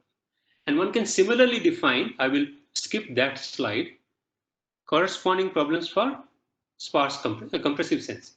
The algebraic structure of both is identical. And therefore many of the algorithms for both are common to do these things, right? So this is a formulation of what is called the DK exact sparse problem. So D here represents the dictionary, K represents the sparsity level in which I am interested. So what we are saying is if I have a synthesis matrix psi, then the DK exact sparse problem can be written as solution to this problem. I'll call this problem P0. That is, find a vector alpha whose zero norm is the smallest possible while it is less than or equal to k, because we want k sparse. A signal is k sparse if no more than k of its elements are non-zero. So it can even be less than k elements. So zero norm of alpha is less than or equal to k, and alpha satisfies the solution to this equation. Alpha is the solution to this equation. X is equal to psi alpha. That's a problem we want to solve, right? That's one formulation. Here we are assuming that alpha is exactly k sparse. If alpha is not exactly k sparse, then we solve what is called the DK sparse approximation problem. That is stated like this. Now I know that X will not be entirely represented by psi alpha. There will be some approximation error. So I minimize the L2 norm of this approximation error. We choose an alpha such that this approximation error is minimized, subject to the fact that the zero norm of alpha is no more than So this problem we sometimes refer to as P0 epsilon problem. That's an approximation problem, and this is an exact sparse problem. One can similarly formulate the exact and approximate compressive sensing problems. Algebraically, everything will be the same except that you'll replace alpha with x, x with y here, and psi with phi. Algebraically, it will remain the same. So I'll skip that. You can look at this. So suppose we want to look at this problem, or look at this problem as stated in the previous slide more simply. Right? What are these issues that are present in sparse representation theory? So this is, in a way, now I'm giving you an overview of the field, the field of sparse representation theory. What kind of questions it addresses and what kind of solutions typically emerge. I'll just make a very, very quick reference to these questions and the corresponding solutions, because the details are obviously very complex. And if you are interested in details, there are many good references available. I have given a course on sparse representation and compressive sensing at IIT Delhi for a few times. And these are now these lectures have been recorded. And very soon they should be available either on NPTEL or in the form of a MOOC course. But at the moment, I'll just give you a summary. So how do we characterize dictionaries? That's the first question. We talked about dictionary D. We have to choose a dictionary D such that a sparse representation is possible. What kind of dictionaries, what kind of characterizations of dictionaries will make this possible? I give you a few examples like wavelet packets and things like that. But in general, what are the characteristics which are good for sparse representations in a dictionary D, right? And the answer typically will turn out to be that the dictionary should have a lot of redundancy. That's why rectangular matrices rather than square matrices is more appropriate. And the atoms or the column vectors comprising the dictionary synthesis matrix should not be very close to each other in any sense. They should be dissimilar. So these are slightly contradictory requirements, because redundancy essentially will require that a lot of columns happen to be similar. There'll be some redundancy, but at the same time, you don't want similarity in a very crude sense. I mean, they should be somewhat dissimilar, at least. Then the second question, which is very important, is what properties of dictionaries can yield a unique case sparse representation. I would like answer to x equal to psi alpha, that alpha that I get, if possible, if it has a unique answer, then it will be wonderful, because I don't have to then worry about whether this is the only answer or some other answer also will equally do, and then how to choose between these two answers, right? So what properties of dictionaries can yield a unique case sparse representation? There are some good works on this issue, and some of the answers I'm giving you here, they may not be meaningful to you right now. It's more like throwing some names at you, right? But sometimes it helps. It stays in the brain somewhere at the back of your mind. It'll be useful to you if you go deeper into the subject. For example, one way of measuring dissimilarity of atoms or dissimilarity of columns is mutual coherence between columns. Or said very simply, you look at how correlated different columns are. Because if they are highly correlated, they will be quite similar. On the other hand, if they are not highly correlated, they will be somewhat dissimilar. And one of the interesting results is that if you have a small value of mutual coherence in the atoms of a dictionary, in the columns of a synthesis matrix psi, then it is possible to have unique answers for alpha, right? So that's similarly, if you have a large value of spark, spark is a property of a matrix. You're perhaps familiar with ranks. Rank is the largest number of columns which are mutually independent in some sense, which are linearly independent. Spark is a different concept. It's the smallest number of columns which are dependent, right? So that's a very different concept. So it's finding rank is easier, finding spark is not that easy for a matrix. But it's a very nice characterization of a matrix. If I know this characterization of the matrix, I know what is the answer to the uniqueness problem. Right? When will I be able to say that the solution is unique and when it will not be unique? The next question which is important is, how do we choose an appropriate dictionary for a given application, right? Because for every application, maybe the right dictionary is something else. It may not be wavelet basis for every kind of signal that you are looking at, every kind of image set of signals that you're looking at. If you're looking at face recognition, maybe it's one kind. Maybe if you're looking at character recognition, it's something else, right? So what is the right kind of dictionary? That if you're looking at speech signals, it may be one kind of dictionary. If you're looking at music signals, it may be another kind of dictionary, right? So dictionary selection algorithms is a very important area of research and activity in the field of sparse representation theory. Then how do we find solutions to the exact sparse or approximate sparse representation problem? How do we actually solve the problem? If I determine the dictionary psi, how do I solve the problem x is equal to psi alpha? That is finding alpha from x, right? So that's the actual problem of solutions. Now this is where there's a lot of, because it's not a trivial question to address, because a lot of the coefficients have to be 0, right? And only some coefficients have to be non-zero, no more than k. So the truly correct answer is you do an exhaustive search, because you don't know which k values are non-zero. So you take this set of k, then next set of k, and all possible combination of k non-zero values, and then solve for those non-zero values. That would be an exhaustive search. And since the number of such combinations is n choose k, if n is large and k is also sufficiently large, this will be a huge number.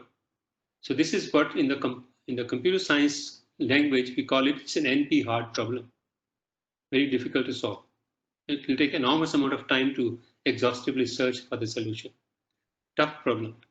However, people have found some very simple ways of doing things which work quite nicely. For example, matching pursuits algorithms is one set of algorithms which work very well. It may not give you the optimal solution, but it will give you something which is very close to the optimal solution.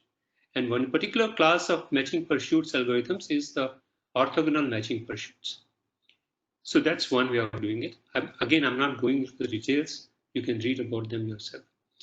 And one important area which has found very, very great popularity is formulating this problem of recovering alpha from x as an L1 regularization problem. I'll talk about this a little later. So that's why I talked about LP spaces and LP norms, because this is a very interesting, simple solution to the problem. We'll refer to this. We'll come back to this in a few minutes. Similarly, for compressed sensing, what are the issues? I think I already defined to you what is compressed sensing, but let me define a little more formally here. Just give me a minute.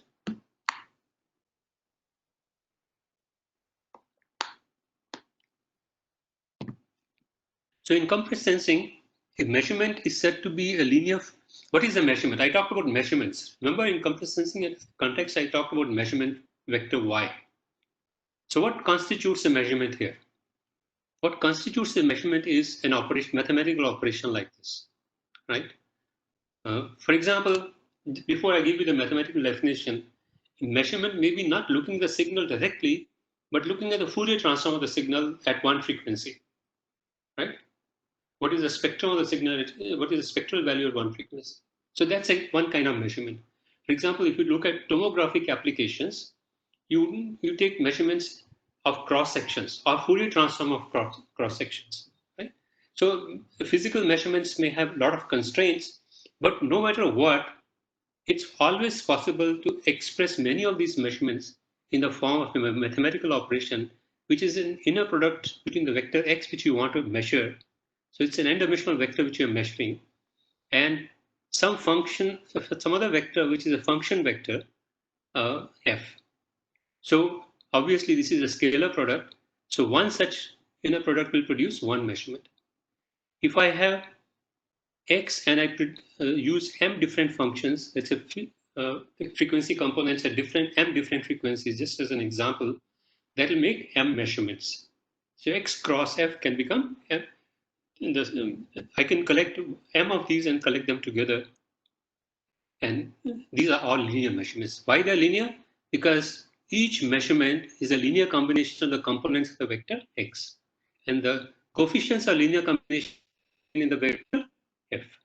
So what the compressive sensor does is makes multiple such linear measurements. That's why the term sensing comes into the picture. A compressive sensor is essentially a selection of these functions F, F1, F1, F2 to Fm, F sub m, which will make m measurements Y1, Y2 to Y sub m, right? And it is best to capture these actions in the form of the matrix phi, whose rows, the rows of this matrix are these functions, these vectors F. F1 forms the first row, F2 forms the next row. So they are, if you are making m measurements, they are m rows of this matrix. And what will be the number of columns? That will depend on the size of X, right? Because you have to have, both of them have to have the same dimension.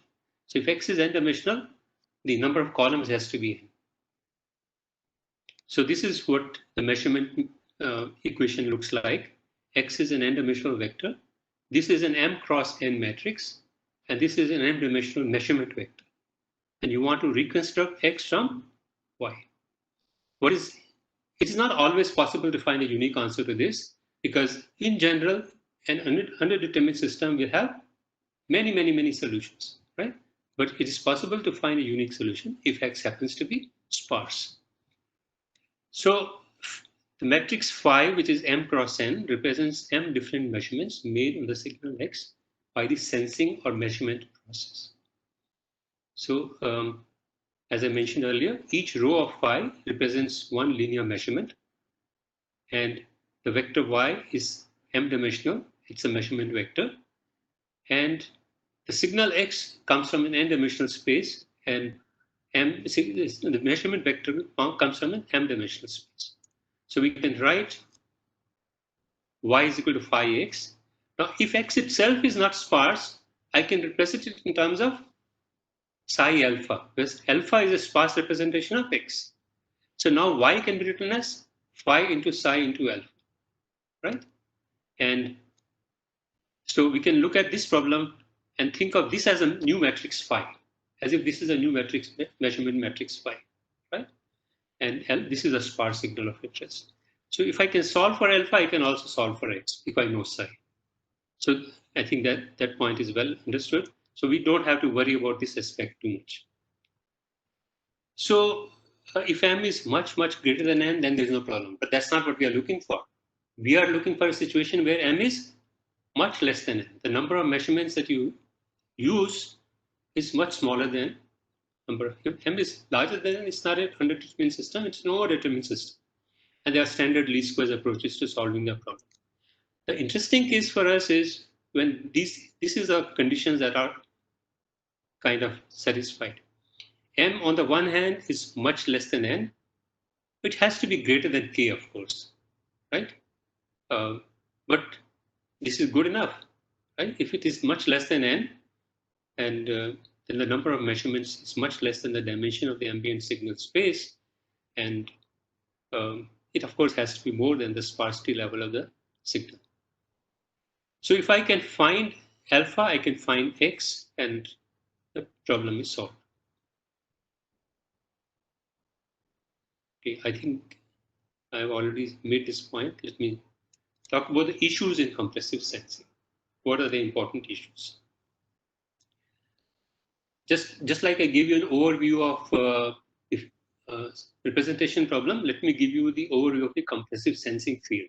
What are the kind of questions which are relevant, and what are the typical answers to those questions, which of course again is name dropping more than giving you real insight. So first question which is important is, how do we choose sensing matrices? How do we make these measurements so as to be able to recover the desired signal from very few measurements? That's the first important question of interest, right? So here are some answers which are very similar to the answers for dictionaries. It so happens that the answers to this question and answer to finding dictionaries are very similar. For example, wavelet sensing is a very common way. Fourier sensing is also another way. Random metric sensing is another third way. Structured sensing matrices, in which the matrices have, for example, a toy-plate structure or some such structure, are also very popular. So there are many ways. But again, details I'm not getting into. Now, this is a very important question. Bounds. You want m to be much less than n, but obviously you cannot pick m arbitrarily small. So what is the minimum value of m that you must have for which you should design the sensing matrix phi, right? So this is a very interesting question to answer, and fortunately some answers are available. Incidentally, the mathematics of sparse representations and especially compressive sensing is very different from the normal mathematics that you deal with in signal processing. The provability of results is more like trying to prove for all signals whether this will be true. That is, you want a guarantee of some kind. And having guarantees are very difficult questions than saying, okay, on an average, this property should be valid. This is what you do in statistical signal processing. You want the minimum mean square error. That's a mean square kind of quantity. But here you want something else, right? So this just a side comment I'm making, that the mathematics of compressive sensing is therefore much harder than the mathematics of conventional signal processing. So the measurement bounds, for example, I'll just give you, there are many measurement bounds available, but a typical answer could be like this under some situations, that the minimum number of measurements that you need to have is k times some scalar constant times k times log of n by k. Now one can check it out that if constant c is not exorbitantly large, which it will not be typically, this is much smaller than n, right? Because n is being divided by k, and then you're taking the log of that, right? And that's ck times log of n by k. It's much smaller than n, and therefore that's very useful. Typically, for example, if n could be, let's say, 10,000, m could be order of maybe a few hundred, which is a great saving, right? I hope you appreciate that. Now, the other next question is, what are the desirable properties of sensing matrices? Just like we talked about, what are the desirable properties of these dictionaries or dictionary matrices? One very desirable property that people have come out with is that it should preserve distances between vectors, between sparse vectors. Because you're looking at, see, all this is possible because of only one reason, that the signals that you're looking at are sparse signals. You cannot do any of these things if the signals of interest are not sparse signals. Then the conventional theory comes into play, right? Then there's no way you can find a solution, unique solution, or a good solution to the underdetermined system of equations if it is not a sparse environment that you're working with. So one important property is that the matrix phi that you must have, the measurement matrix, should be such that if you measure one sparse signal and if you look at another sparse signal, somehow the distance between these two sparse signals should be maintained in some sense. Suppose they were not sparse, that's like saying the distance between the measurements is, between transformations is valid. If you know a bit of algebra, for non-sparse signals, the answer would be that the matrix phi should be an orthonormal matrix, right? Now, for sparse signals, this property is referred to as a restricted isometric property. That if two sparse signals have a large distance in some norm, then the corresponding measured signals also have maintain some level of distance. They don't become too close to each other. If they become too close to each other, then it may not be possible to make a small number of measurements and still preserve the information of interest. So that's the physical picture. Of course, finally, how do you actually get x from y? Y is very small dimensional, x is large dimensional. So this is what is called recovery problem here. Unlike we used to call this problem the representation problem, now we're calling it the recovery problem. So what are the recovery algorithms? Fortunately here, whatever you learn about the representation theory also valid for the compressive sensing theory. So the matching pursuits algorithms, the L1 regularization algorithms, they're all valid approaches to solving this problem. Now, I probably have only 5 more minutes. I don't know whether I'll be able to do this, but I want to give you a peep into how one can use the concepts of vector spaces and norms to formulate the recovery problem or to formulate the representation, solve the representation problem. How do you find this underdetermined system where the required vector of interest is sparse in nature and it satisfies the equation x is equal to psi alpha? Let me just give you a very brief peep into this. For that, I have to very quickly and briefly review some basic vector space concepts. Perhaps some of you are quite well equipped with these concepts. So what we'll assume here is that the signals are modeled as vectors lying in a vector space. That is something that we already said. And then we'll assume that they come from what is called a normed vector space. Basically, a normed vector space is nothing but a vector space in which every vector, there is a notion of the length of the vector, size of the vector, which we call the norm, right? So, for example, vectors could come from the n-dimensional Euclidean space. That is, x comes from r to the power n. And then one can define norms in this manner. Let me define LP norms. P can be any number from 1 to infinity in this manner. I already defined it for you. Pth norm is this quantity, right? For any value of P lying between 1 and infinity. That's the mathematics. Raise magnitude of xi, the ith coefficient to the power P. Sum all of them up. Let's say there are n coefficients. Sum up these coefficients and then take the pth root of that, right? Now, it is very easy to check out intuitively that if you take P equal to infinity, then this norm will be nothing but the largest entry in this x size, the largest value of this, because all the other values will become relatively very, very small if P is infinity, right? If the largest value will be the only dominant value, and as P tends to infinity, that will be the only non-zero value. So this norm reduces to the largest value of magnitude of xi, I going from 1 to n, if P is equal to infinity. So infinity norm is a very interesting norm of this kind. One can also define what is called an inner product in Rn, and you're familiar with the standard inner product.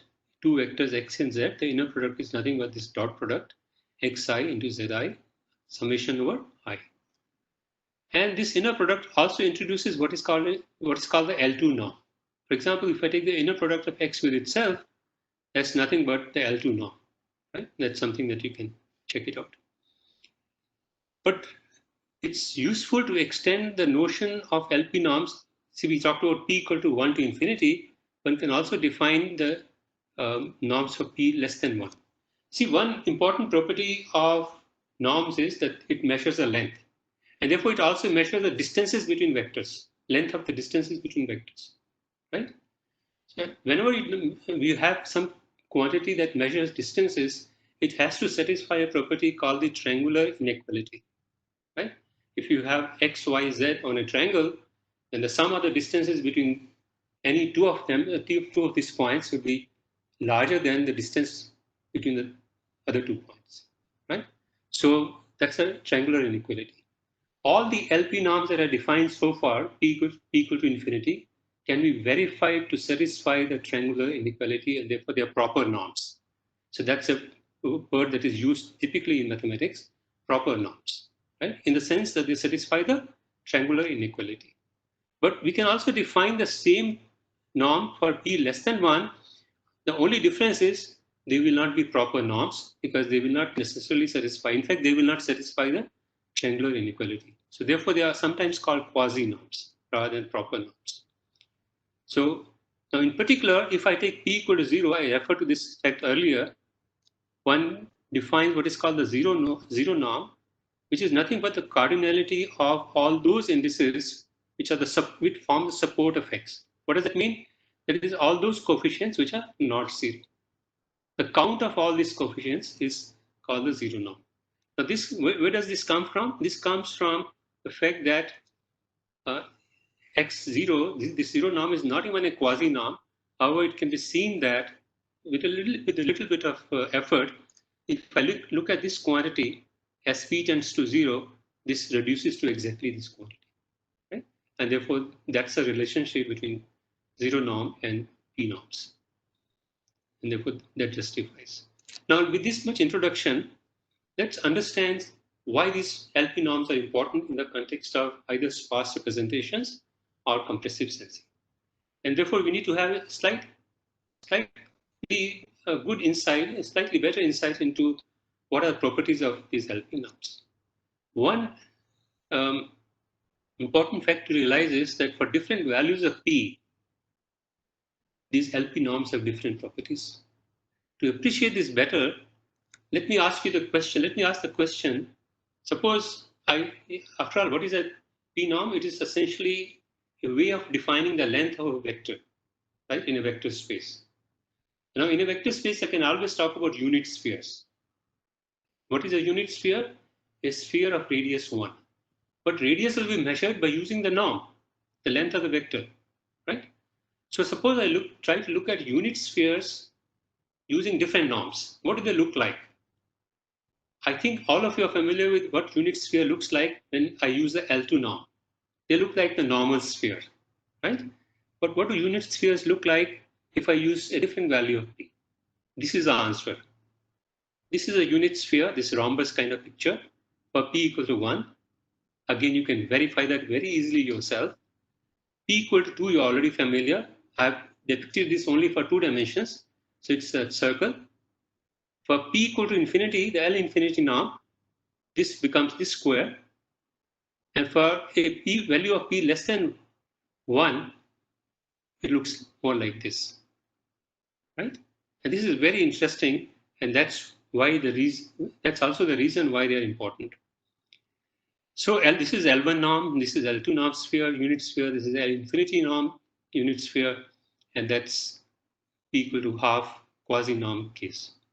The important thing that you will notice is, whereas all these regions, all these boundaries are convex boundaries, this is not. And that's another way of saying that the triangular inequality is not satisfied for the case of quasi norms.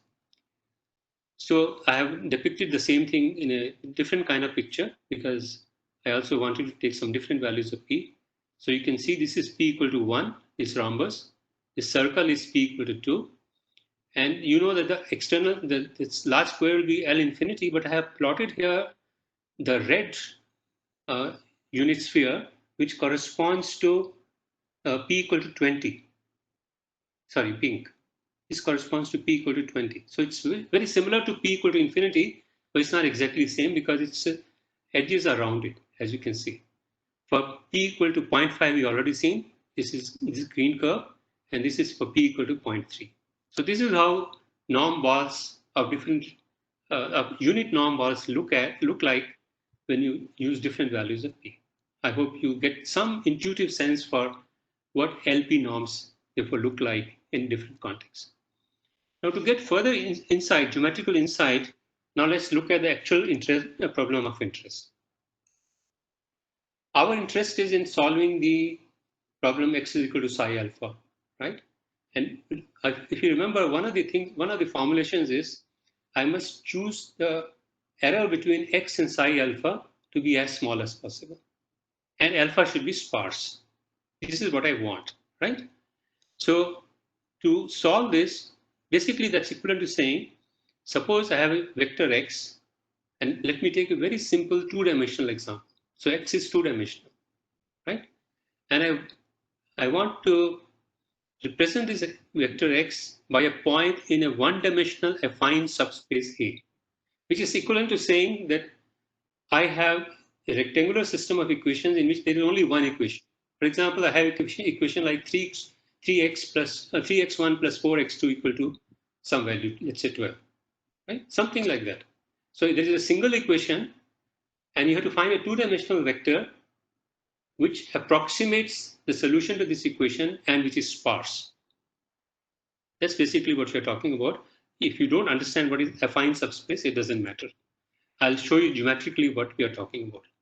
So that's equivalent to finding solution to this problem, phi x hat equal to x. X hat represents the solution. X is what you are given, the given vector x, right? So the approximation error between these two ideally should be 0, but if it is not 0, you'll measure it by the LP norm, right? And that's what we want to find out. That x for which this approximation error is the smallest in the p-norm sense. Okay, and what we'll see is that the choice of p has an impact on the solution and the corresponding approximation error. Right? And let me show this through this geometrical picture. Here is the geometrical picture. So what I'm saying is, here is a point X, and here is a affine subspace A, which is in this case the straight line, in our case. And we want to find a point X hat on this straight line, which approximates X, right? Such that the LP norm of that is minimized. Now, geometrically, how will you solve this problem? Very simple. You solve this problem by drawing spheres of increasing radius using that definition of the P norm, right? And till the sphere touches this line, that will be your solution, right? So what will be the solution for P equal to 1? It will be this point. X hat will be this answer, right? For P equal to 2, it will be this answer. P equal to infinity, it will be this answer, right? And for P equal to half, it will be this answer. And these are very interesting answers. So I have depicted you the answers to this question for P equal to 1, 2, infinity, and half. And this is perhaps my last slide. What you can observe from these solutions is the larger the value of P that I select for my approximation error, measuring the spread approximation error, the more evenly the error is spread over the two coefficients. You can see it again, right? P equal to 2, that both the components of errors, this is an error vector, both the components of the error vector are non-zero. Here also they are non-zero. But for P equal to 1 and for P equal to half, one of the components is 0 because it lies on one of the x's, right? X hat lies on one of the x's. So it's a sparse solution. So larger values of P tend to spread the error evenly over the two coefficients. Smaller values of P, particularly 1 or less than 1, tend to produce an unevenly or sparsely distributed error. And this intuition generalizes to not only the two-dimensional example I have given you here, but also to higher number, any dimension n, right? I will not go into the details. And this forms the basis for finding a solution to the compressive sensing problem or a solution to the sparse representation problem through standard convex optimization procedures. You don't have to do an exhaustive search. You don't have to do a matching pursuit, but you formulate the problem as a convex optimization problem for which the mathematical literature is very rich and well known. So I think I'll stop here. Thank you very much for your kind attention. I think I've exceeded my time by 5 minutes, but I hope you'll bear with me. I'll be very happy to answer a few questions if there are any. Thank you very much. Thank you very much, sir, for this very intensive and exhaustive detailing of sparse signals, sparse matrices, and compression of signals, etc. We have many questions, so I'll be taking the questions one by one. So the first question is from Ms. Komal Srivastava.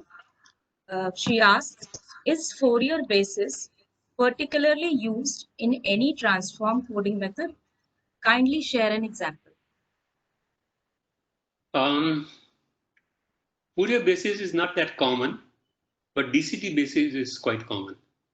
And there are reasons for that in practical applications. But in the sparse representation literature, Fourier basis is used in an indirect way, right? And that's like getting into too much detail here. But the answer is yes, there are applications where Fourier basis is also useful, right? But for example, let me just give you an answer in a nutshell. Tomographic images will have sparse representations in Fourier basis. And it has to be a short answer because I cannot say anything more than that on this. Very well, sir. Very well, sir. The next question is by Bharti Katiyar. For real-time applications, implementing sparsity and compressive sensing is reliable. I mean, is it reliable? Real-time application for implementing sparsity for real-time applications. The answer to this question is I have already demonstrated to you even in this lecture that many real-life signals are highly compressible. And the moment they become highly compressible, one can approximate them as highly sparse signals also. And therefore, this is very, very useful, and people have found great applications for this in many fields. They've found applications in signal compression and also in many very difficult problems in communication theory. For example, channel estimation problems, where the channel may have coefficients, non-zero coefficients only at a few points, but the length of the impulse response is very, very large. So you just focus on finding those few points. So there are many real-life applications where sparsity and compressive sensing have found great applications. Sir, in B part, he also asked whether retrieving the information at the receiver will be difficult in this case. In fact, it's essentially solving that problem that I talked about. And there are very beautiful algorithms available these days. OMP, orthogonal matching pursuit, or the convex optimization problem that I talked about. They're fairly easy solutions, not at all complex. Sir, the next question. Short answers, I'm sorry, but that's I guess I've already exceeded my time. And in any case, I cannot say in too much detail without a paper and a pencil or a blackboard and a chalk. So I understand, sir. Right. The next question is image representation by wavelet transform is similar to sparse representation? What are the similarities between sparse representation and wavelet transform of an image? So actually, the way I introduce the subject to you is that if something is compressible, it can always be made to have a sparse representation. But you can also look for a dictionary D which directly is matched to the signals of interest. So without talking about wavelets or any other kind of things, you can look for a dictionary D with some properties which will be specially suited for signals of interest. But for images of many kinds, wavelet basis is such a extensively studied representation that most people accept it as a matter of routine. And therefore, that's a good place to start with. Not all images, but most of the images. Very well. The next question is by Ms. Sangeeta, and she asks, coefficients obtained from sparse representation of image, can we consider them as feature object in an image? In fact, there is a huge literature on classification of various kinds, in which the underlying assumption made is that sparsity is available to exploit. And this is how they exploit the sparsity. In fact, parallel to machine learning, there is a huge field of activity where they're focused on learning from sparse representations. Again, the answer has to be short. Yes, sir. The next question is by Mr. Ravi Shankar. What is application of sparse signal in wireless communication? I mean, he wants to ask the application of sparse signal in wireless communication. I gave you one example a few minutes ago. Yeah. Let's say you're working with a wireless system and wireless communication system, and in an unknown channel environment where you have a lot of reflectors, a few reflectors, let us say, the signal is coming from multiple directions and multiple paths, right? So basically here the channel, you can model the channel as with its impulse response. The impulse response will have many non-zero values. And it's a fairly long sequence, but only a few of these points, the multiple paths occur only at a discrete few delays. So that's therefore represents a sparse signal. So you want to estimate this channel, you can make a suitable measurement and use sparse representation to advantage. So channel estimation is one example. There are other examples as well. But I think I'll leave it at that for the time being. Well, sir, although you have given an idea to this question, but let me ask this question again. What happens to compressibility when P becomes very large or it reaches infinity? You have given an idea in your talk, but let me ask you this again for the sake No, of participants. no, I cannot use large values of P to solve the sparse representation or compressive solution problem, because large values of P will necessarily produce non-sparse solutions, right? So anything greater than 1 is not a good candidate.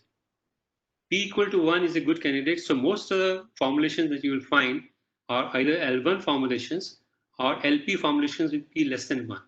But LP formulations with P less than 1 are not easy to handle, because the problem is no longer a convex optimization problem that you look at. Your function, L2 function, L1 function is convex, but LP function with P less than 1 is not convex. So that becomes a tricky question, tricky issue to handle. So most popular formulation is the P equal to 1 formulation. I hope that answers your question. Yeah. The next question is, can we apply DCT for achieving compressibility of sparse signal? In many examples, yes. Many examples. This question is by Ms. Devika. She asks you, sir, can you please be more elaborate about non-adaptive measurements? Also, isn't the Nyquist-Shannon sampling theorem valid here? Now these require slightly longish answers, and I have to be brief because actually, sir, I have another meeting lined up and I have to go for that. But let me give you a very brief indication of the answers. So first question was non-adaptive measurements. So adaptive is referring to signal dependent. The measurement should not depend on the vector x. That's why I'm taking a dot product of x and some chosen function f. F does not depend on x, right? So that's what I mean by non-adaptive measurements, right? What was the second question? The second question was... Forgot the second question. Yeah. Also, isn't the Nyquist-Shannon sampling theorem valid here? Yeah. No. That Nyquist-Shannon theorem is valid always in its own context, right? But as I showed you through that example of the sine wave, right? The Nyquist-Shannon theorem will require that sine wave be represented by all the samples that you select. But I know I have shown you that it is not required for adequate representation if I choose the right representation. So the sampling theorem is very much valid, but if I know the nature of the signal better, I can do better. That's all we are saying. You don't have to depend only on the sampling theorem. Sampling theorem only uses one feature, which is at the bandwidth, right? But here I know something more than the bandwidth, right? And how do I use that knowledge to produce a better representation is the issue of all modeling problems, right? Sparse representation is only one such problem. I'm sure there are many such questions. May I request that you send some of these questions to me? I'll try to answer. Sir, I'll definitely do that. I'll send the email ID to the participants and they can ask you the questions. Thank you so much, sir. Yeah, I understand. I'm sure you also lined up another speaker. I also have lined up another meeting, so I have to go for that meeting. I have to just shift this terminal to another. Not an issue, sir. Thank you so much. It has been a pleasure.